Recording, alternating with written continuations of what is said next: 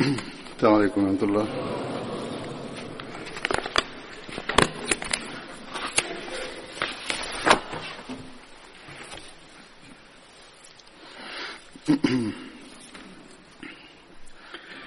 أشهد أن لا إله إلا الله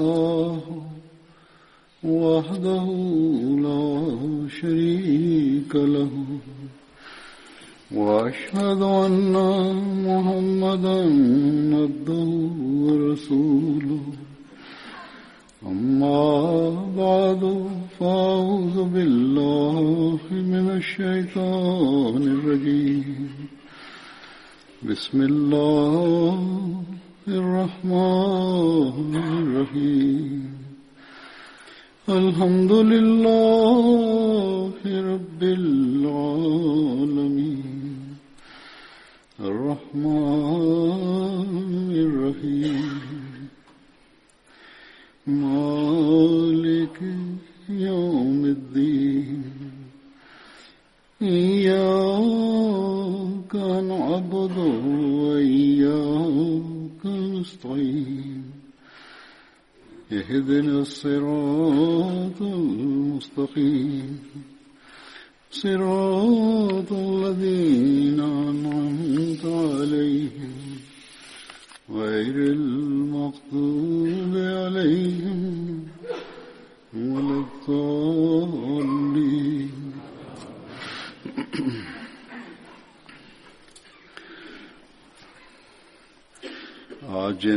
अॼु जन बदरी असहाबनि जो मां ज़िक्र कंदुसि. उन्हनि में पहिरियों नालो आहे हज़रत ख़िराश बिन सिमा अंसारी जो. हज़रत ख़िराश जो ताल्लुक़ ख़ज़रत जी शाख बनू जशम सां हो. संदन वालदा जो नालो उम्मे हबीब हो. हज़रत ख़िराश जी औलाद में सलमा ऐं अब्दुर्रहमान ऐं आयशा शामिल आहिनि. हज़रत ख़िराश ग़ज़वे बदर ऐं उहद में शिरकत कई. उहद जे ॾींहुं खेनि 10 ज़ख़्म लॻा. पाण रसूलुल्लाह सल्लल्लाहु अलैहि वसल्लम जे माहिर तीरंदाज़नि मां हुआ. ग़ज़वे बदर में हज़रत ख़िराश अबुल आस खे, जेके नबी करीम सल्लल्लाहु अलैहि वसल्लम जा ॼातरा हुआ, असीर बणायो हुयो, क़ैद कयो हो.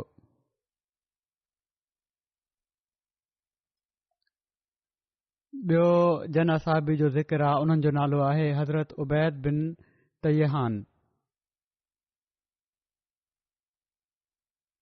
हज़रत उबैद बिन तयहान जो नालो अतीक बिन तयहान बि बयानु कयो वञे थो. हिननि जी वालदा जो नालो लैला बिन ते अनीक हो. पाण हज़रत अबुल हैसम बिन तयहान जा भाउ हुआ ऐं पाण बनू अब्दुल अशअल जे हलीफ़नि मां हुआ. हज़रत उबैद 70 अंसार सां गॾु बैत अक़बा में शामिल थिया.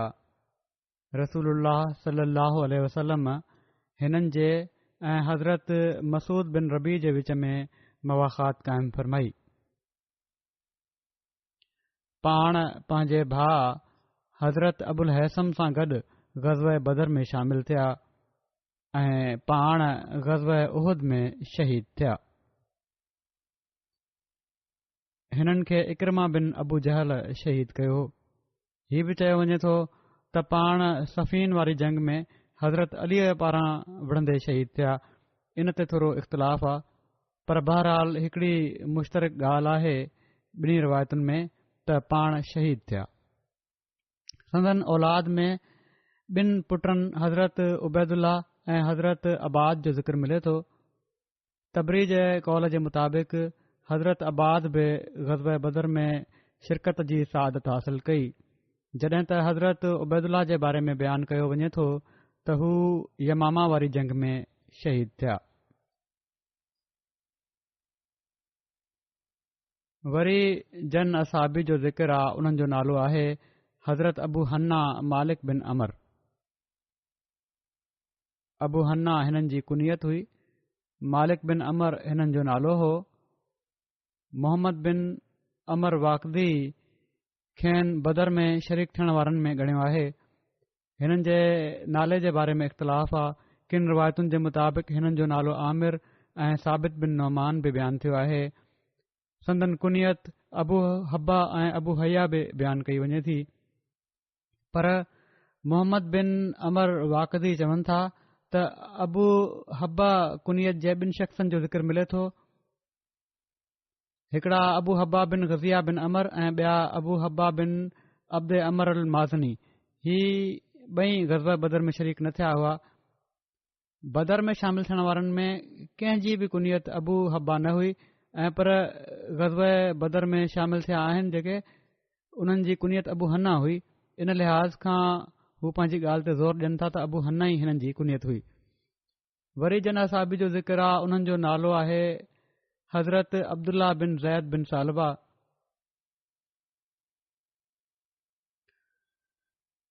खेनि अब्दुल्ला बिन ज़ैद अंसारी चयो वञे थो। संदन कुनियत अबू मोहम्मद हुई। वालिद जो नालो हज़रत ज़ैद बिन सालबा हो ऐं हीअ बि असाबी हुआ।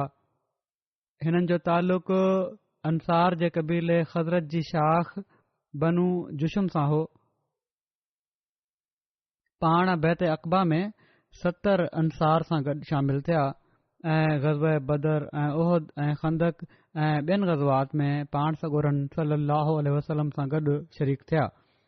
फ़तह मक्का महल बनू हारिस बिन ख़ज़रत जो झंडो, उन्हनि जो झंडो हिननि वटि हुयो। हज़रत अब्दुल्ला बिन ज़ैद इस्लाम क़बूलण खां अॻु अरबी लिखणु ॼाणंदा हुआ, जॾहिं त उन ज़माने में अरब में किताबत तमामु घटि हुई। तमामु घटि माण्हू हूंदा हुआ जिन खे लिखणु ईंदो हो। हज़रत अब्दुल्ला बिन ज़ैद जी औलाद मदीने में रहंदी हुई। संदन हिकिड़े पुट जो नालो मोहम्मद हुयो, जेको संदन घरवारी सादा बिनते खुलैब मां पैदा थियो, ऐं हिकिड़ी धीउ उमे हुमैद हुई, जन जी वालदा यमन वारनि मां हुई। हिननि जा भाउ हरीस बिन ज़ाहिद हुआ, जेके बदरी असाबी हुआ, ऐं हिननि जी हिकिड़ी भेण जो नालो करीबा बिनते ज़ैद हुयो, उहा बि असाबिया हुई। हज़रत अब्दुल्ला बिन ज़ैद उहे असाबी आहिनि जिन खे ख़्वाब में अज़ान जा लफ़्ज़ ॿुधाया विया ऐं पाण सॻोरनि सल्लल्लाहु अलैहि वसल्लम खे उन जे बारे में आगाह कयो। जंहिं ते पाण सॻोरनि सल्लल्लाहु अलैहि वसल्लम हज़रत बिलाल खे हुकुम ॾिनो त हू उन्हनि लफ़्ज़नि में अज़ान ॾियनि जेके हज़रत अब्दुल्ला ख़्वाब में ॾिठा हुआ। हीउ वाक़ियो हुज़ूर सल्लल्लाहु अलैहि वसल्लम जी मस्जिद नबवी जी तामीर खां बाद सन 1 हिजरी जो आहे।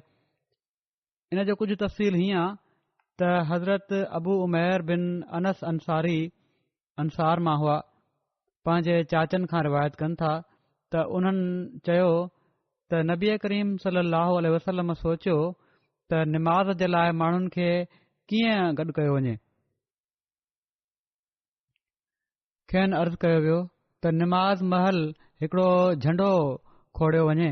जॾहिं माण्हू हुन खे ॾिसंदा त हिक ॿिए खे इतलाह ॾेई छॾींदा, पर पाण सॻोरनि सल्लल्लाहु अलैहि वसल्लम खे हीअ तजवीज़ पसंदि न आई।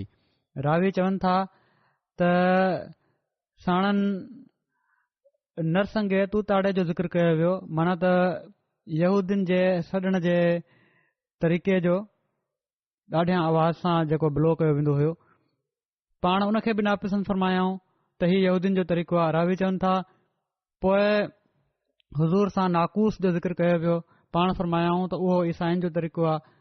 ऐं हज़रत अब्दुल्ला बिन ज़ैद वापसि विया ऐं रसूलुल्लाह सल्लल्लाहु अलैहि वसल्लम जे फ़िक्र जे करे फ़िक्र हुयुनि। दुआ कयाऊं त चवनि था त उन्हनि खे ख़्वाब में अज़ान ॾेखारी वई।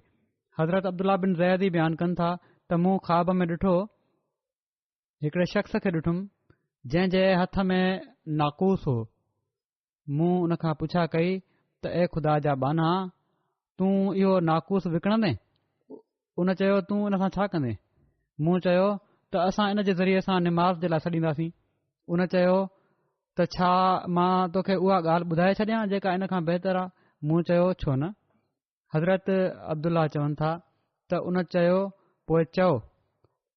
अज़ान जा लफ़्ज़ वरजायई त अल्लाहु अकबर अल्लाहु अकबर अल्लाहु अकबर अल्लाहु अकबर अशहदु अल्ला इलाहा इल्लल्लाह अशहदु अल्ला इलाहा इल्लल्लाह अशहदु अन्ना मुहम्मद रसूलुल्लाह, अशहदु अन्ना मुहम्मद रसूलुल्लाह, हय्या अलस सलाह, हय्या अलस सलाह, हय्या अलल फलाह, हय्या अलल फलाह, अल्लाहु अकबर, अल्लाहु अकबर, ला इलाहा इल्लल्लाह। इन जो तर्जुमो बि पढ़ी थो छॾियां ॿारनि जे लाइ ऐं नवनि मुस्लमान थियण वारनि जे फ़ाइदे लाइ त अल्लाह सभिनी खां वॾो आहे। अज़ान असां रोज़ ॿुधंदा आहियूं, पर पोइ बि किन खे मूं ॾिठो आहे तर्जुमो नथो अचे। अल्लाह सभिनी खां वॾो आहे, अल्लाह सभिनी खां वॾो आहे, हीउ 4 दफ़ा चवणो आहे। मां शाहिदी ॾियां थो त अल्लाह खां सवाइ को इबादत जे लाइक़ु नाहे, हीउ 2 दफ़ा चवणो आहे। पोइ मां शाहिदी ॾियां थो त मुहम्मद रसूलुल्लाह सल्लल्लाहु अलैहि वसल्लम अल्लाह जा रसूल आहिनि, हीउ बि 2 दफ़ा आहे। पोइ नमाज़ ॾांहुं अचो, हय्या अलस सलाह, नमाज़ ॾांहुं अचो, हय्या अलल फलाह, कामयाबी ॾांहुं अचो, कामयाबी ॾांहुं अचो, अल्लाह सभिनी खां वॾो आहे, हीउ 2 दफ़ा चवणो आहे। पोइ ला इलाहा इल्लल्लाह, अल्लाह खां सवाइ को इबादत जे लाइक़ु नाहे। पोइ चवनि था ही लफ़्ज़ वरजाइण खां पोइ उहो शख़्स मूंखां थोरो पोइते हटियो ऐं पोइ चयईं त जॾहिं तूं निमाज़ जे लाइ तव्हां जॾहिं निमाज़ जे लाइ उथो त हीउ चवंदा कयो। पोइ तकबीर जा लफ़्ज़ वरजायईं त अल्लाहु अकबर, अल्लाहु अकबर, अशहदु ला इलाहा इल्लल्लाह, अशहदु अन्न मुहम्मद रसूलुल्लाह, हय्या अलस सलाह, हय्या अलल फलाह, क़द क़ामत सलात, क़द क़ामत सलात, अल्लाहु अकबर, अल्लाहु अकबर, ला इलाहा इल्लल्लाह।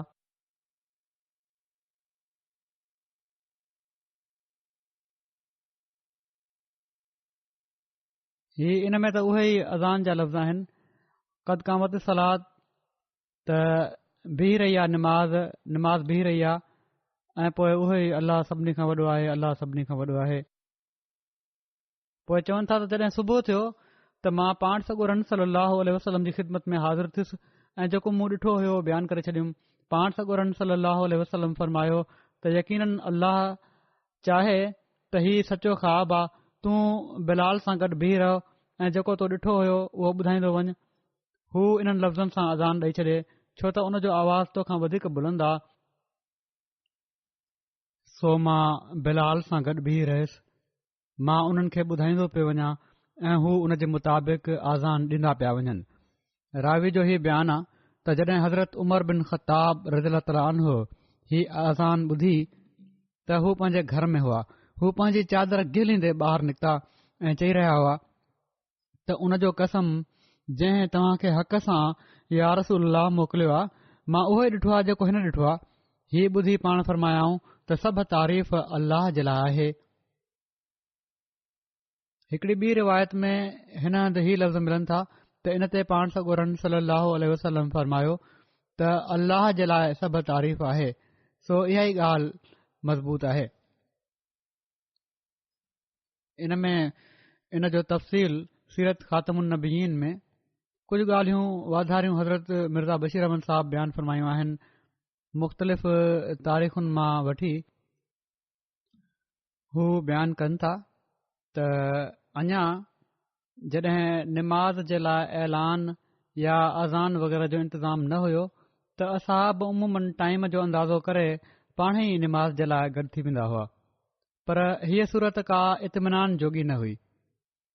मस्जिद नबवी जे तयारु थी वञण ते ही सुवाल वधीक महसूस तौर ते पैदा थियो त कहिड़ी तरह मुस्लमाननि खे टाइम ते गॾु कजे।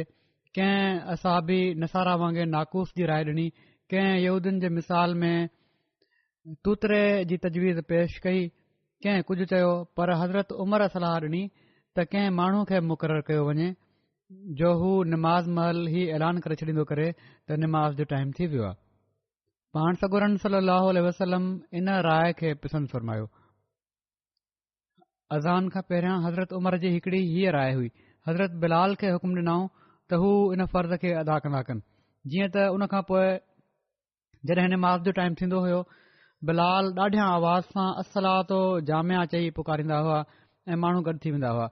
ऐं पर जेकॾहिं निमाज़ खां अलावा बि कंहिं मक़सद जे लाइ मुस्लमाननि खे मस्जिद में गॾु करणो हूंदो हुयो त इहो ई आवाज़ ॾिनो वेंदो हुयो, इहो ई ऐलान कयो वेंदो हुयो।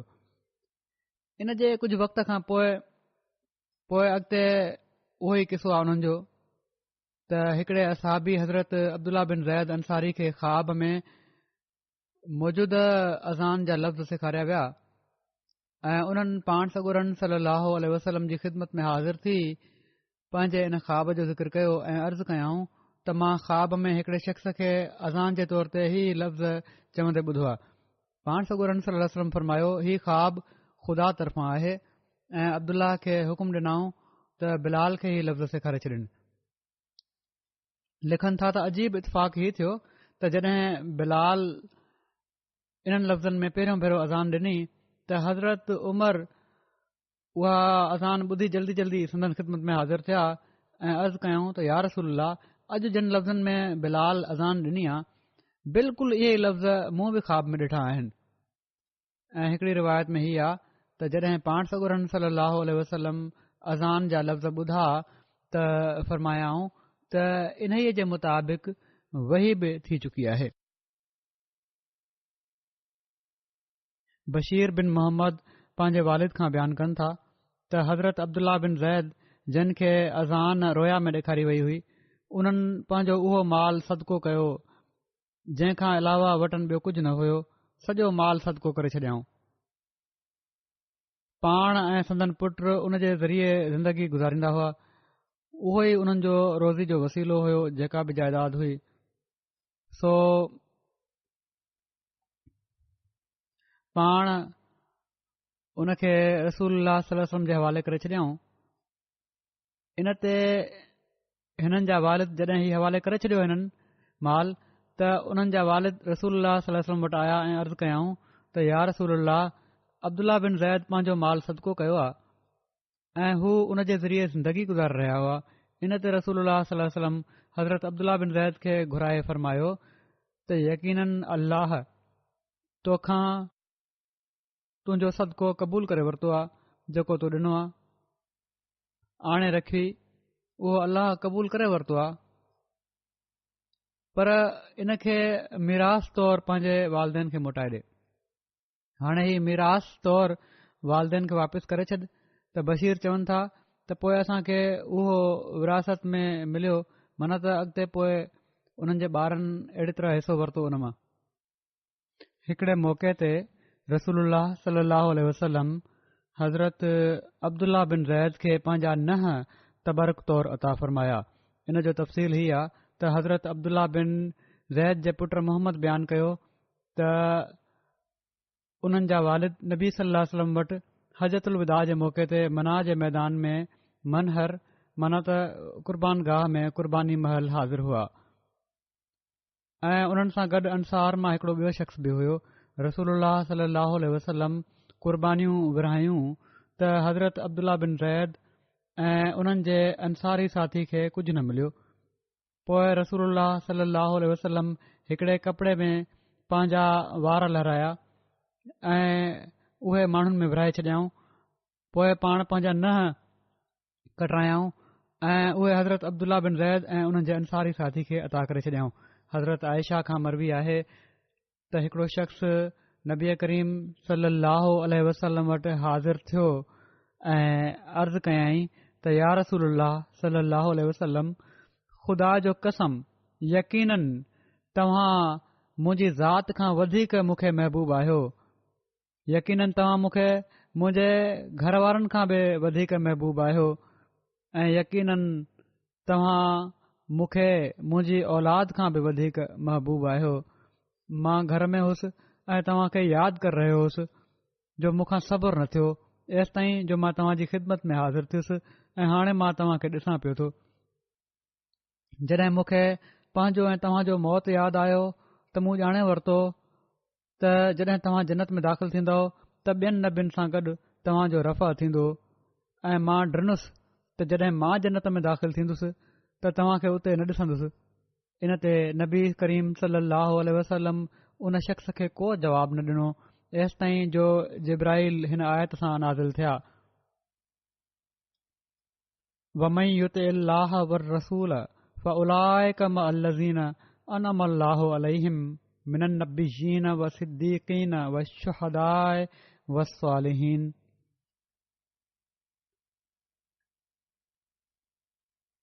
त ऐं जेको बि अल्लाह जी ऐं उन जे रसूल जी इताद कंदो त इहे उहे माण्हू आहिनि जेके उन्हनि माण्हुनि सां गॾु हूंदा जिन ते अल्लाह इनाम कयो आहे, माना त नबियुनि मां, सिद्दीक़नि मां, शहीदनि मां ऐं सालिहीन मां।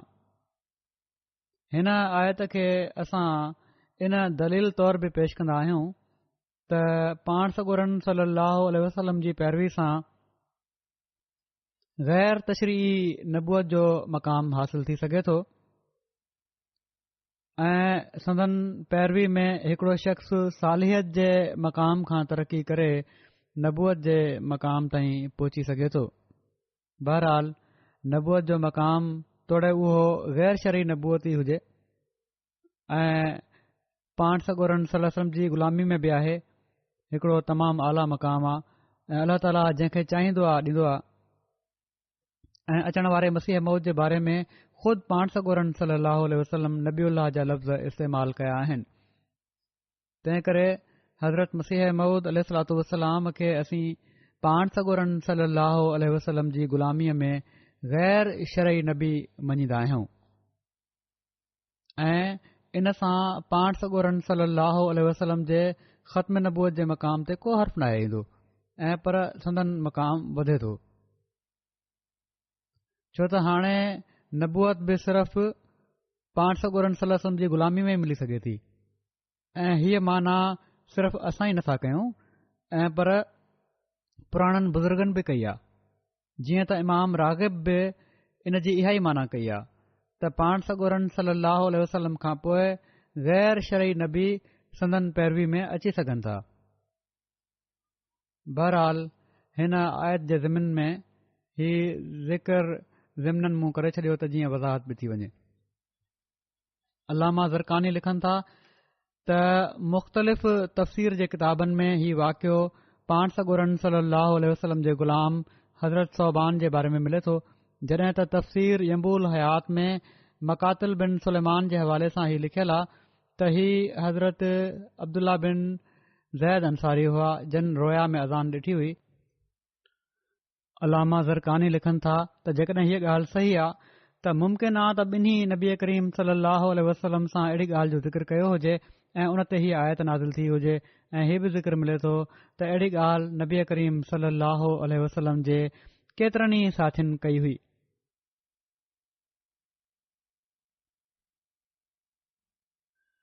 पहिरियां बयानु कयल वाक़े खां अलावा तफ़सीरनि में हज़रत सोबान जो वाक़ियो ऐं लफ़्ज़ बि बयानु थिया आहिनि, जंहिंजो तफ़सील हीअ आहे त हज़रत सोबान खे रसूलुल्लाह सलाहु वसलम सां तमामु घणी मोहबत हुई ऐं हुज़ूर खां परे वधीक सबुरु न करे सघंदा हुआ।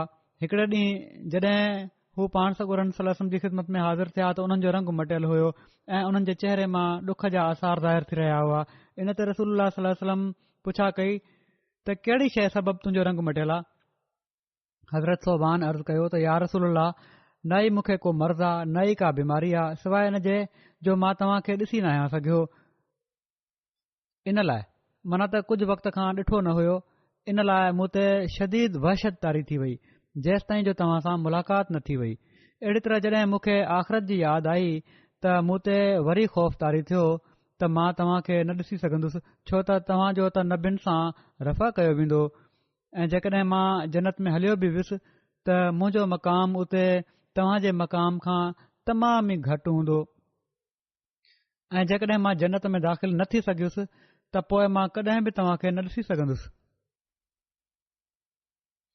अलामा ज़रकानी लिखनि था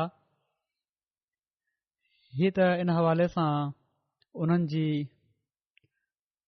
सोबान जी वज़ाहत आहे। अलामा ज़रकानी लिखनि था त हज़रत अब्दुल्ला बिन ज़ैद पंहिंजे बाग़ में कमु करे रहिया हुआ। अब्दुल्ला बिन ज़ैद जो वरी ॿीहर ज़िक्र शुरू थिए थो त हीअ आहे त उन्हनि जो पुटु हिननि वटि आयो ऐं हिननि खे ख़बर ॾिनई त नबी सलाहु वसलम फ़ौत थी विया आहिनि। इन ते पाण चयाऊं त अल्लाह मज़हब बसरी हता ला अरा बाद हबीबी मोहम्मदन अहदा, त अल्लाह तूं मुंहिंजी नज़र खणी वञ एसि ताईं जो मां पंहिंजे महबूब मोहम्मद सलाहु वसलम खां पोइ कंहिंखे बि न ॾिसी सघां। चवनि था इन खां बाद शरह ज़रकानी में ही लिखियलु आहे त उन खां पोइ हिननि जी नज़र ख़तम थी वई ऐं पाण नाबीना थी विया। हिननि जी वफ़ात जे बारे में लिखियलु आहे त अब्दुल्ला बिन ज़ैद जी वफ़ात जे बारे में इख़्तिलाफ़ नज़र अचे थो। किन ग़ज़वा उहद खां पोइ वफ़ात जो ज़िक्र कयो आहे, पर अक्सर हीउ बयानु थियो आहे त हज़रत अब्दुल्ला बिन ज़ैद सभिनी ग़ज़वात में रसूलुल्लाह सल्लल्लाहु अलैहि वसल्लम सां गॾु शरीक थिया हुआ ऐं संदन वफ़ात हज़रत उस्मान जी ख़िलाफ़त जे आख़िरी दौर में 32 हिजरी में मदीने में थी हुई ऐं उहो जेको नज़र वारो वाक़ियो आहे उन मां बि जेकॾहिं उन खे सही मञिजे त इहो ई लॻे थो त हज़रत उस्मान जे दौर में थी हुई, जॾहिं त ओड़ी महिल उन्हनि जी उमिरि 64 साल हुई। हिननि जी जनाज़े जी निमाज़ हज़रत उस्मान पढ़ाई। वरी जन असाबी जो ज़िक्र आहे, उन्हनि जो नालो आहे हज़रत मुआज़ बिन अमर बिन जमू। हज़रत मुआज़ बिन अमर जो तालुक़ बनू ख़ज़रत जी शाख बनू सलमा सां हुयो। पाण बैत अक़बा सानिया ऐं ग़ज़वा बदर ऐं उहद में शामिल थिया हुआ। संदन वालिद हज़रत अमर बिन जमू रसूलुल्लाह सल्लल्लाहु अलैहि वसल्लम जा असाबी हुआ जेके ग़ज़वा उहद में शहीद थिया हुआ। संदन वालदा जो नालो हिंद बिन ते अमर हो। मूसा बिन उक़बा, अबू माशर ऐं मोहम्मद बिन अमर वाक़दी जे वेझो। हिननि जा भाउ मुअवज़ बिन अमर बि ग़ज़वा बदर में शामिल थिया हुआ ऐं हिननि जी घरवारी जो नालो सुबैता बिन ते अमर हो जेका बनू ख़ज़रत जी शाख बनू सादा मां हुई। हिननि मां संदन हिकिड़ो पुटु अब्दुल्ला ऐं हिकिड़ी धीउ अमामा पैदा थी। हज़रत मुआज़ बैत अक़बा सानिया में शामिल थिया हुआ, पर हिननि जा वालिद अमर बिन जमू पंहिंजे मुशरिकाणे अक़ीदनि ते तमामु सख़्ती सां क़ाइमु हुआ।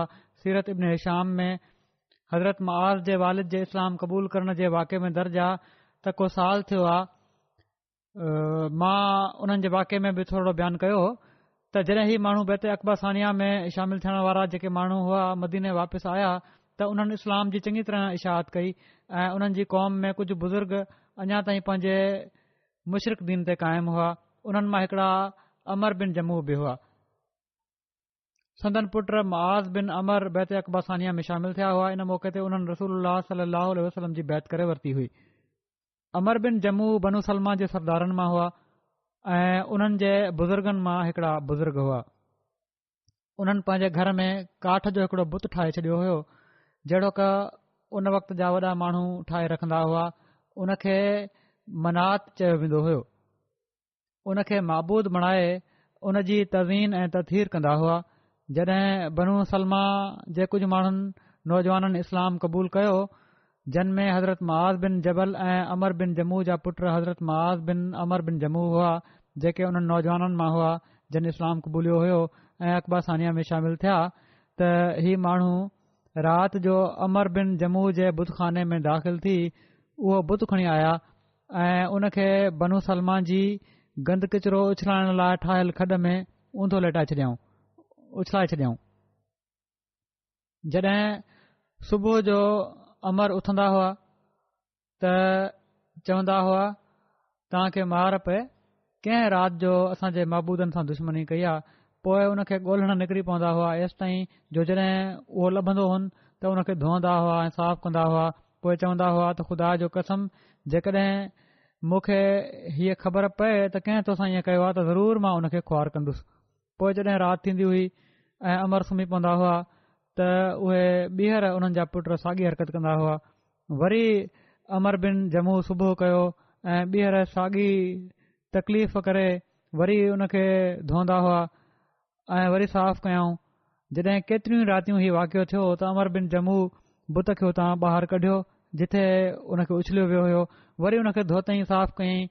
पोइ पंहिंजी तलवार खणी आयो ऐं उन जे कंध में लटकाए छॾियईं ऐं चयाईं त अलाह जो कसम यकीननि मूंखे हीअ त ख़बर न आहे त तोसां ईअं केरु थो करे, सो जेकॾहिं तो में का ताक़त आहे त उन खे झले वठि। ऐं हीअ तलवार तो वटि पई आहे, बुत वटि तलवार रखी छॾियईं। जॾहिं शाम थी ऐं अमर सुम्ही पिया त हिननि नौजवाननि जिन में हुन जो पुट बि शामिल हो इन बुत सां वरी साॻियो वर्ता कयो। उन जे कंध मां उहा तलवार कढियईं ऐं हिकिड़े मोल कुते खे वठी उन बुत खे रसे सां उन सां ॿधी छॾियईं ऐं बनू सलमा जे हिकिड़े पुराणे खूह में उछले छॾियईं जंहिं में गंद किचिरो वग़ैरह उछलियो वेंदो हुयो। सुबुह जॾहिं अमर बिन जमू उथिया त उन्हनि उन बुत खे उन हंध ते न ॾिठो जिथे उन खे रखियो वेंदो हुयो। सो हू हुन खे ॻोल्हींदा रहिया एसि ताईं जो उन खूह में बूथ भर मोल कुते सां ॿधल नज़र आहिनि। जॾहिं उन्हनि हीउ नज़ारो ॾिठो त उन्हनि ते हक़ीक़त खुली वई ऐं उन्हनि जे क़ौम जे मुस्लमान माण्हुनि बि उन्हनि खे इस्लाम जी तालीम ॾिनी त पाण ख़ुदा जी रहमत सां इस्लाम क़बूल कयाऊं। इब्न हिशाम जी सीरत में ही वाक़ियो अहिड़ी तरह लिखियलु आहे त बुत त तलवार सां बि कुझु न करे सघियो त अहिड़े ख़ुदा खे पूॼण जो कहिड़ो फ़ाइदो। हज़रत मुआज़ बिन अमर बिन जमू अबू जहल खे क़तल करण वारनि में बि शामिल हुआ। जीअं त बुख़ारी जी रिवायत में दर्ज आहे त सालेह बिन इब्राहिम पंहिंजे ॾाॾे हज़रत अब्दुरहमान बिन औफ़ खां रिवायत कनि था त उन्हनि ॿुधायो त मां बदर जी लड़ाई में सिफ़ में बीठो हुउसि जो मां पंहिंजे साॼे खाॿे नज़र विधी त छा थो ॾिसां त 2 अंसारी छोकिरा आहिनि। उन्हनि जूं उमिरियूं नंढियूं आहिनि। मूं ख़्वाहिश कई त काश मां अहिड़नि माण्हुनि जे विच में हुजां हा जेके हिननि खां वधीक जवान ऐं सघारा हुजनि हा। एतिरे में उन्हनि मां हिकिड़े मूंखे हथ सां ज़ोर ॾेई पुछियो त चाचा छा तव्हां अबू जहल खे सुञाणो था? मूं चयो हा। भाटिया तोखे हुन में कहिड़ो कमु आहे? उन चयो मूंखे ॿुधायो वियो आहे त हू रसूलुल्लाह सल्लल्लाहु अलैहि वसल्लम खे गारियूं ॾींदो आहे ऐं उन ज़ात जो कसम जंहिं जे हथ में मुंहिंजी जान आहे जेकॾहिं मां हुन खे ॾिसी सघां त मुंहिंजी अखि उन जी अखि खां जुदा न थींदी जेसि ताईं असां ॿिन्ही मां उहो न मरी वञे जंहिं जी मुदत पहिरियां मुक़दर आहे। मां इन ते ॾाढो हैरान थियुसि। पोइ ॿिए मूंखे हथ सां ज़ोर ॾिनो ऐं उन बि मूंखां ईअं ई पुछियो।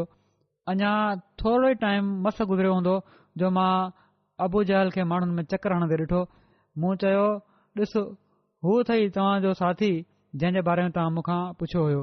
हीउ ॿुधंदे ई हू ॿई जल्दी सां पंहिंजूं तलवारूं खणी उन ॾांहुं वठी भॻा ऐं उन ते हमिलो करे उन खे ॿिन्ही मारे विधो। पोइ हू ॿई मोटी रसूलुल्लाह सल्लल्लाहु अलैहि वसल्लम वटि आया ऐं हुज़ूर खे ख़बर ॾिनऊं।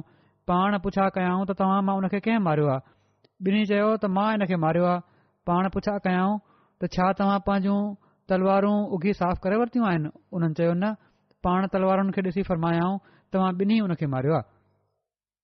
उन जो गनीमत जो सामान मुआज़ बिन अमर बिन जमू खे मिलंदो ऐं उन्हनि ॿिन्ही जो नालो मुआज़ हो, मुआज़ बिन अफ़रा ऐं मुआज़ बिन अमर बिन जमू। हीउ पहिरियां बि हिकु दफ़ो शुरू में बयानु करे चुको आहियां हिन मुआज़ ऐं मुअविज़ जे वाक़िअनि खे ऐं हिते वरी इबाम पैदा थी सघे थो। इन लाइ जेको हिन जे इन क़तल जो वाक़ियो आहे अलॻि अलॻि हदीस जे किताबनि में ऐं सीरत में बि बयानु थियो आहे ऐं हीअ जेका रिवायत बुख़ारी मां बि दर्ज कई आहे बयानु थी आहे। इन में हीउ ज़िक्र आहे त हज़रत मुआज़ बिन अमर बिन जमू ऐं हज़रत मुआज़ बिन अफ़रा अबू जहल ते हमिलो करे उन खे क़तलु कयो हुयो ऐं हज़रत अब्दुल्ला बिन मसूद अबू जहल जो कंधु कपियो हो। ॿिए हंधि मुआज़ ऐं मुअविज़ जो ज़िक्र मिले थो। बहरहाल इन खां अलावा बुख़ारी में ई अहिड़ियूं रिवायतूं बि आहिनि जिन में हीउ ज़िक्र आहे त अबू जहल खे अफ़रा जे ॿिनि पुटनि मुआज़ ऐं मुअविज़ क़तलु कयो हुयो ऐं बाद में हज़रत अब्दुल्ला बिन मसूद वञी उन जो कमु पूरो कयो हो। जीअं त बुख़ारी जी हिकिड़ी रिवायत में इन जो तफ़सील हीअं बयानु थियो आहे। हज़रत अनस बयानु कनि था त नबी करीम सल्लल्लाहु अलैहि वसल्लम बदर वारी जंग जे ॾींहुं फ़रमायो त केरु ॾिसंदो त अबू जहल जो कहिड़ो हाल थियो आहे। हज़रत इब्न मसूद विया ऐं वञी ॾिठाऊं त उन खे अफ़रा जे ॿिनि पुटनि मुआज़ ऐं मुअविज़ तलवारुनि सां मारियो आहे ऐं हू मरण जे वेझो थी वियो आहे। हज़रत इब्न मसूद पुछियो छा तूं अबू जहल आहीं? हज़रत इब्न मसूद चवनि था त उन्हनि अबू जहल खे ॾाढी खां वरितो ऐं अबू जहल चवणु लॻो त छा इन खां बि वधीक को शख़्स आहे जंहिंखे तूं मारियो आहे? या हीउ चयईं त इन शख़्स खां वधीक को आहे जंहिंखे उन जी क़ौम मारियो हुजे। हीउ ॿई रिवायतूं बुख़ारी में ई मिलनि थियूं। मुआज़ ॿ नाला मुआज़ जा अचनि था ऐं हिकिड़े हंधि मुआज़ ऐं मुअविज़ जा नाला अचनि था। हिकिड़े हंधि ॿिन्ही जी वल्दियत मुख़्तलिफ़ आहे। हिकिड़े हंधि हिक ई पीउ जा ॿई पुट चवराइनि था। हज़रत सैयद ज़ैनुल आबिदीन वलीउल्लाह शाह साहब अबू जहल खे मारण वारनि जी कहिड़ी तरह उन जी तस्दीक कई वञे, कहिड़ी तरह उन जी वज़ाहत थिए, उन खे बयानु कंदे लिखनि था त किन रिवायतुनि में आहे त अफ़राज ऐं ॿिनि पुटनि मुअविज़ ऐं मुआज़ अबू जहल खे मौत जे वेझो पहुचाए छॾियो। उन खां पोइ हज़रत अब्दुल्ला बिन मसूद उन जी सिसी धड़ खां धार कई इमाम इब्न हजर इन एहतमाल जो इज़हार कयो आहे त मुआज़ बिन अमर ऐं मुआज़ बिन अफ़रा खां पोइ मुआविज़ बिन अफ़रा बि उन ते हमिलो कयो हूंदो। इन लाइ पहिरियुनि ॿिनि रिवायतुनि में उन्हनि ॿिन्ही भाउरनि जो बि ज़िक्र मिले थो। ॿी रिवायत में ॿिनि मुख़्तलिफ़ माण्हुनि जो ज़िक्र मिले थो ऐं जेका शरह आहे फतुल बारी उन में लिखियलु आहे त थी सघे थो त ही टई हुजनि। अलामा बदरुद्दीन ऐनी अबू जहल जे कातिलनि जी तदबीक़ कंदे लिखनि था त अबू जहल खे मुआज़ बिन अमर बिन जमूह ऐं मुआज़ बिन अफ़रा ऐं हज़रत अब्दुल्ला बिन मसूद क़तूल कयो हो। हज़रत अब्दुल्ला उन जी मुंडी कपी ऐं नबी करीम सल्लल्लाहु अलैहि वसल्लम जी ख़िदमत में खणी हाज़िर थिया। अलामा बदरुद्दीन ऐनी वधीक लिखनि था त सही मुस्लिम में आहे त जन ॿिन अबू जहल खे क़तूल कयो हुयो उहे मुआज़ बिन अमर बिन जमूह ऐं मुआज़ बिन अफ़रा आहिनि। मुआज़ बिन अफ़रा जे वालिद जो नालो हारिस बिन रिफ़ा हो ऐं अफ़रा उन्हनि जी माउ हुई जेका उबैद बिन सालबा नजारिया जी धीउ हुई। अहिड़ी तरह बुख़ारी किताबुल जहाद में बाब मल्लम युखमिसल असलाब में ज़िक्र अची चुको आहे त हज़रत मुआज़ बिन अमर हुआ जन अबू जहल जी टंग वढी ऐं किराए छॾियो हुयो। पोइ मुआविज़ बिन अफ़रा उन खे मारियो एसि ताईं जो उन खे ज़मीन ते किराए छॾियो। पोइ उन खे छॾे ॾिनई जॾहिं त उन में रमक हुई आख़िरी पसाह हुआ अञा कुझु साह हुयो। पोइ हज़रत अब्दुल्ला बिन मसूद उन ते मौतमार धक हयो ऐं उन जी सिसी धड़ खां धार करे छॾियईं। पोइ हीउ लिखनि था त जेकॾहिं तूं चईं त हिननि सभिनी ॻाल्हियुनि खे ईअं गॾु बयानु करण जी कहिड़ी ज़रूरत आहे त मां चवां थो त शायदि अबू जहल जो क़तल हिननि सभिनी जो कमु हुयो इन जे लाइ गॾु कयो वियो आहे। ज़रकानी जी हिकिड़ी रिवायत आहे त अब्दुल्ला बिन मसूद जॾहिं अबू जहल खे ॾिठो त उन खे इन हाल में ॾिठईं त आख़िरी साह खणी रहियो हुयो। इन ते हज़रत अब्दुल्ला बिन मसूद पंहिंजी टंग अबू जहल जे कंध ते रखी चयो त ए अलाह जा दुश्मन अलाह तोखे ख्वार करे छॾियो आहे। इन ते अबू जहल तकबुर वारे अंदाज़ में चयो त मां त को ख्वार न आहियां थियो ऐं छा तूं मूंखां बि कंहिं ॿिए शख़्स खे क़तूल कयो आहे। माना त मूंखे त इन में कोई शर्म महसूस नथो थिए पियो। पोइ अबू जहल पुछो त ॿुधाए मूंखे त मैदान कंहिंजे हथ में रहियो, फतह ऐं कामयाबी कंहिंजे हथ में रही। त हज़रत अब्दुल्ला बिन मसूद जवाबु ॾिनो त अल्लाह ऐं उन जे रसूल जी फतह थी आहे।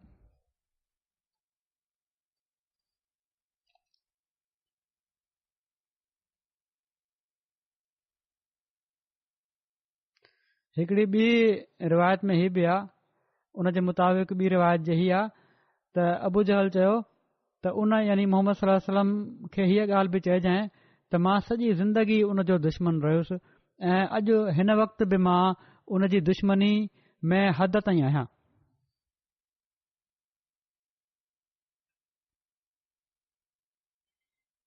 हज़रत अब्दुल्ला बिन मसूद अबू जहल जी मुंडी वढी ऐं उन जी मुंडी खणी जॾहिं पाण सॻोरन सलाहु वसलम जी ख़िदमत में हाज़िर थिया त पाण सॻोरन सलाहु वसलम फ़रमायो त जहिड़ी तरह मां अल्लाह जे वेझो सभिनी नबियुनि खां वधीक मुअज़्ज़िज़ ऐं मुकरम आहियां ऐं मुंहिंजी उम्मत अल्लाह जे वेझो बाक़ी सभिनी उम्मतुनि खां वधीक मुअज़्ज़िज़ ऐं मुकरम आहे, अहिड़ी तरह हिन उम्मत जो फ़िरौन बाक़ी सभिनी उम्मतुनि जे फ़िरौननि खां वधीक सख़्तु ऐं मुतशदिद आहे ऐं उन जो सबबु हीउ आहे जो हत्ता इज़ा अदरकहुल गरको काल आमनतो अन्नहु ला इलाहा इल्लल्लज़ी आमनत बिही बनू इसराईल।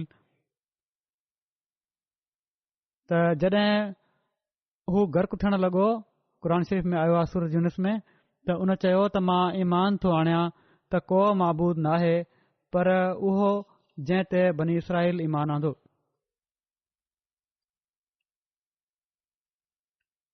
जॾहिं त हिन उमत जो फ़िरौन दुश्मनी ऐं कुफर में तमामु वधी करे आहे जहिड़ी तरह जो मरंदे अबू जहल जी ॻाल्हियुनि मां बि ज़ाहिर थिए थो।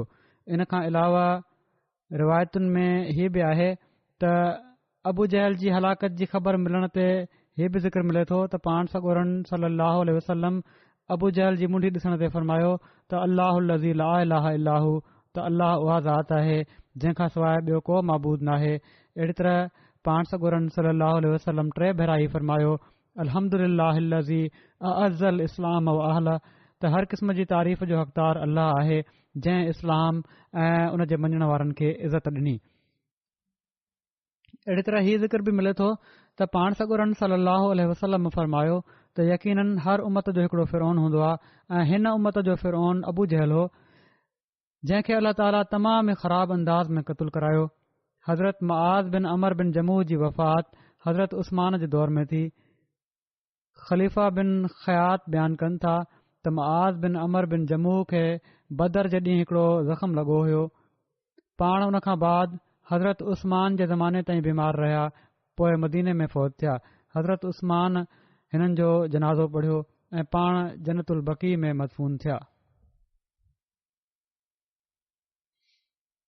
हज़रत अबू हुरैरा खां रिवायत आहे त रसूलुल्लाह सल्लल्लाहु अलैहि वसल्लम फरमायो त मुआज़ बिन अमर बिन जमूह केॾो न भलो शख़्स आहे।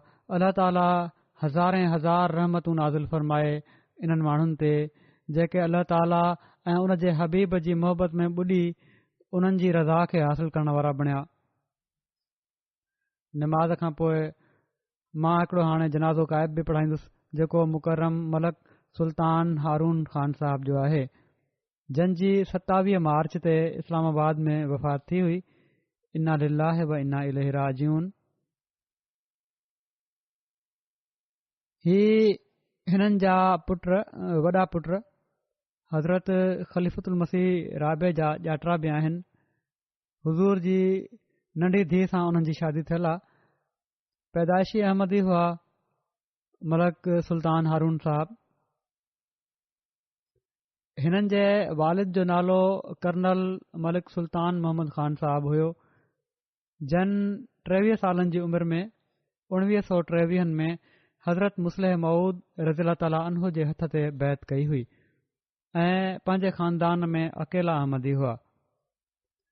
पोइ हिननि जी शादी हज़रत मुस्लिह मऊद ई कराई। मोहतरमा आयशा सिद्दीक़ा साहिबा बिन्त हज़रत चौधरी फ़तेह मोहम्मद साहब सियाल सां ऐं ही ख़ानदान पंजाब जे मुअज़्ज़िज़ ख़ानदाननि मां ऐं वॾे नवाब ख़ानदाननि मां हो। मलिक अमीर मोहम्मद ख़ान जेके ओलह पाकिस्तान जा गवर्नर रहिया आहिनि, नवाब कालाबाग जे नाले सां मशहूर हुआ। उहे कर्नल मलिक सुल्तान मोहम्मद साहब इन्हनि जे वालिद जा सोट हुआ। हिननि जे ॾाॾे जो नालो मलक सुल्तान सुरखरू ख़ान हुयो ऐं बादशाह जा बरतानवी बादशाहत हुई उन्हनि ॾींहनि में जॾहिं कॉलोनी हुई इंडिया ऐं पाकिस्तान। उन्हनि खे हिकिड़ी नवाबी जे करे हिकिड़ो मक़ाम बि हासिल हुयो।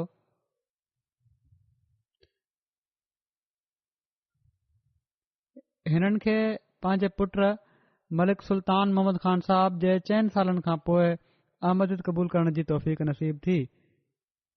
शहादत हुई, फितरत हुई, बावजूद इन जे जो दुनियादार माण्हू हुआ पर दीन ॾांहुं लाड़ो थियो ऐं अल्लाह ताला इन शहादत जे करे उन्हनि खे अहमदीद क़बूल करण जी तौफ़ीक़ अता फ़रमाई। सुल्तान हारून ख़ान साहब जी शादी सबिया हमीद साहिबा बिन्त चौधरी अब्दुल हमीद साहब जेके वाबडा में हूंदा हुआ GM उन्हनि जी धीअ सां थी। हज़रत ख़लीफ़ुल मसीह सालिस हिननि जो निकाह पढ़ायो हुयो ऐं हज़रत ख़लीफ़ुल मसीह सालिस निकाह महल हीअ बि फ़रमायो त चौधरी फ़तेह मोहम्मद साहब सियाल जेके इंग्लिस्तान मिशन जा बानी हुआ, पहिरियां मुबलिग हुआ, उन्हनि जे बारे में फ़रमाइनि था त हू मुंहिंजा मोहतरम बुज़ुर्ग हुआ चौधरी फ़तेह मोहम्मद साहब सियाल ऐं उन्हनि जो मूं ते ॾाढो अहसान हुयो। हज़रत ख़लीफ़ुल मसीह सालिस फ़रमायो त मूंखे मुंहिंजी नंढी उमिरि में ऐं नातजुर्बेकारी जी उमिरि में पाण सां गॾु वठी वञी मुंहिंजे तजुर्बे में वॾी वुसत जा मौक़ा पैदा कयाऊं ऐं ॻोठ में रहण वारनि जे लाइ मुंहिंजी दिलि में जेको लॻाउ ॻुझो हुयो उन लॻाउ खे ज़ाहिर थियण जो मौक़ो बि मूंखे चौधरी फ़तेह मोहम्मद साहब सियाल सां रहण जे करे मूंखे मिलियो।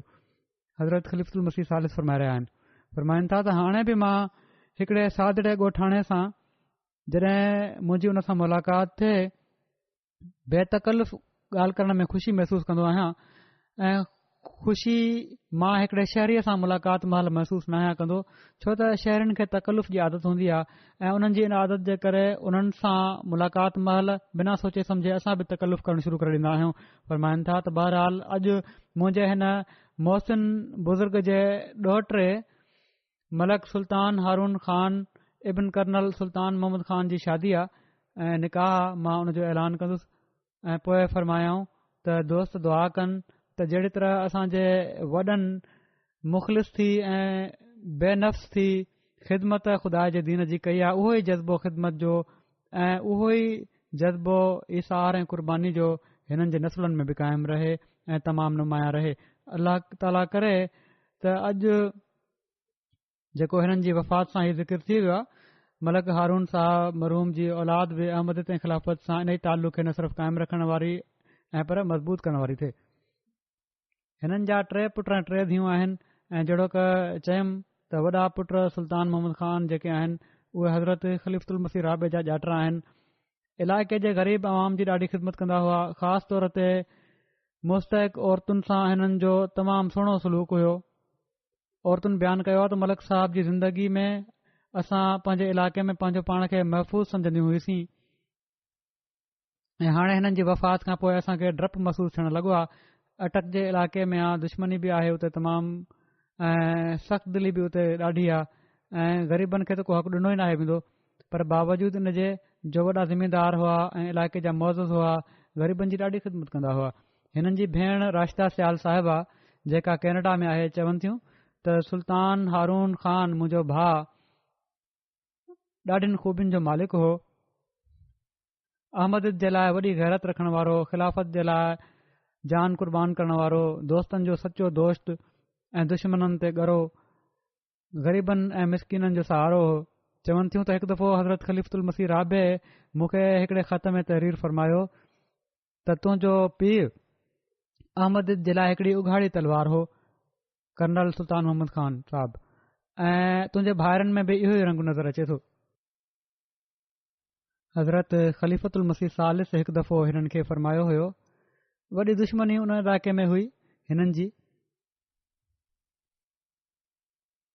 हिकिड़ो इलाइक़े जो उमूमन रवाज बि ईअं आहे दुश्मनी जो, कॾहिं कॾहिं जाइदादुनि जे करे बि दुश्मनी हूंदी आहे, पोइ अहमद जे करे बि दुश्मनी हूंदी हुई त ख़लीफ़ा सालिस हिननि खे चयो त गोलियूं ईंदियूं पर तुंहिंजे मथां लॻे वेंदियूं, तोखे इनशा कुझु न थींदो।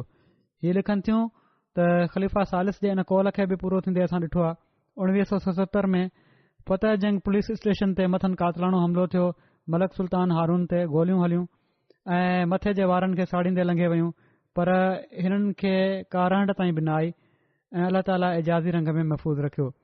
ग़रीबनि ऐं मिसकिननि जे लाइ तमामु सखी हुआ। हीअ लिखनि थियूं कमज़ोरनि ऐं निधड़कनि माण्हुनि जे लाइ सहारो हुआ। हिननि जा वॾा भाउ मलक सुल्तान रशीद ख़ान साहब चवनि था त असांजे वालिद साहब मरहूम खां पोइ असांजे घर जा असुल सरदार उहे ई हुआ। मुंहिंजी हर कोशिश जे बावजूद जॾहिं बि सिलसिले जो को कमु हूंदो हुयो हू हमेशा ख़ाकसार खां अॻिते वधी वेंदा हुआ। हज़रत मसीह मऊद अलैहिस्सलाम ख़ुलफ़ाए किराम ऐं सिलसिले जा सचा आशिक़ हुआ। हिकु दफ़ो 1974 जे वाक़िअनि खां पोइ मुंहिंजे साम्हूं हिकिड़े वॾे ऑफिसर हिननि खे चयो त तव्हां पंहिंजो पाण खे पंहिंजे हज़रत साहब ते ईमान में कहिड़ी हालत में ॾिसो था, त पंजाबी में उन्हनि खे चवणु लॻा त लोहे वर्गा, माना त लोह वांगुरु मज़बूत आहे मुंहिंजो ईमान ख़िलाफ़त ते। हज़रत ख़लीफ़ुल मसीह राबे जी हिजरत जे सफ़र में कराची ताईं गॾु हुआ, उन्हनि खे साण शामिल थियण जो मौक़ो मिलियो ऐं रशीद साहब लिखनि था त मूं वटि जेके हज़रत ख़लीफ़ुल मसीह राबे जा ख़त महफ़ूज़ आहिनि उन्हनि मां हिकिड़े ख़त में हुज़ूर हज़रत ख़लीफ़ुल मसीह राबे रहमल ताला हिननि खे अहमद जो जर्नैल ऐं ॿिए हंधि अहमद जे लाइ इश्क ऐं गैरत जी उघाड़ी तलवार करार ॾिनो आहे। जेसि ताईं राति जे नफ़िलनि ऐं क़ुर शरीफ़ जो तालुक़ु आहे, रशीद साहब लिखनि था त तमामु घटि माण्हुनि खे इन जो इल्मु हूंदो, छो त इन जो ज़िक्र बिल्कुलु न कंदा हुआ, पर ॿिन्ही शयुनि में तमामु घणा बाक़ाइदा हुआ। लिखनि था हिननि जा वॾा भाउ त शायदि मूंखे बि ख़बर न पए हा जेकॾहिं 2016 में मुंहिंजी शदीद बीमारी में असां ॿई हिक ई कमरे में 4 महीननि ताईं गॾु न रहिया हुजऊं हा त उन्हनि ॾींहनि में मुंहिंजे लाइ उथणु वेहणु ॾुखियो हुयो, मूंसां गॾु रहंदा हुआ हिक कमरे में मुंहिंजो ख़्यालु रखण जे लाइ। ऐं पोइ मां जेका हिननि जी तिलावत ऐं नफ़लनि में बाक़ाइदगी ॾिठी त उहा क़दुरु जोगी हुई। चवनि था त मां हिननि खे चयो त मुंहिंजे लाइ हिकु अधु नौकर रखे वठूं हा, तव्हां जेका तकलीफ़ कयो था त नौकर रखे वठूं हा, हू मुंहिंजी ख़िदमत करे छॾींदो। त हिननि चयो त जॾहिं मां तव्हां वटि मौजूदु आहियां त नौकर जी कहिड़ी ज़रूरत आहे। वरी रशीद साहब लिखनि था त तमामु नाफ़ियुन नास वजूद हुआ। 9-10 स्कूल ठारायाऊं, हर तरह ऐं पोइ जेकॾहिं कॾहिं अहिड़ो मौक़ो आयो जो कमाई घणी न थी स्कूल जे लाइ न ॾेई सघिया त हिकिड़े मौक़े ते उन्हनि पाण मज़ूरनि सां गॾु मज़ूरी बि कई ऐं मज़ूरनि खे चयाऊं त तव्हां खां वधीक मां कमु कयां थो। को ही न हुयो अहसासु त मां कंहिं नवाब जो पुटु आहियां या इलाइक़े जो वॾो ज़िमेदार आहियां। हिननि जी धीअ महमूदा सुल्ताना काशिफ़ लिखनि थियूं त मुंहिंजे पीउ जो ख़िलाफ़त सां इश्क ऐं वफ़ादारी त का ॻुझी शइ नाहे। होश संभालींदे ई पंहिंजे वालिद खां जेको सबक़ु उथंदे वेहंदे मिलियो उहो ई हुयो त ख़ुदा ताला ते हमेशा तवकुल रखणो आहे ऐं ज़िंदगी जे हर मामले में हमेशा दुआ खां कमु वठणो आहे। दुआ नाहे त कुझु नाहे। अल्लाह ताला ते तमामु घणो भरोसो रखंदा हुआ, तमामु दिलेर ऐं बहादुर इंसान हुआ। अल्लाह ताला खां सवाइ ॿियो कंहिंखां न डिॼंदा हुआ। ख़िदमत ख़ल्क़ में सरशार रहंदा हुआ। अहिड़ी तरह हिननि जा पुट सुल्तान मोहम्मद ख़ान चवनि था त तमामु घणो सोशल वर्क कयो आहे मुंहिंजे पीउ। 8 स्कूलनि ऐं 2 जी तामीर करायाऊं, 2 क़ब्रिस्ताननि जे लाइ ज़मीन ॾिनाऊं, 8 स्कूलनि जे लाइ ज़मीन ॾिनाऊं, तमामु घणनि माण्हुनि खे ग़रीबनि खे नौकरियूं ॾियारायाऊं ऐं उन्हनि जे कमु ईंदा रहिया। अल्लाह ताला हिननि सां रहमत ऐं मग़फ़िरत जो वर्ताव फ़रमाए ऐं हिननि जी औलाद खे बि नेकिन ते क़ाइमु फ़रमाए ऐं जमायत ऐं ख़िलाफ़त सां वाबस्ता रखे। जनाज़ो जहिड़ो कमु चयो निमाज़ खां पोइ पढ़ाईंदुसि।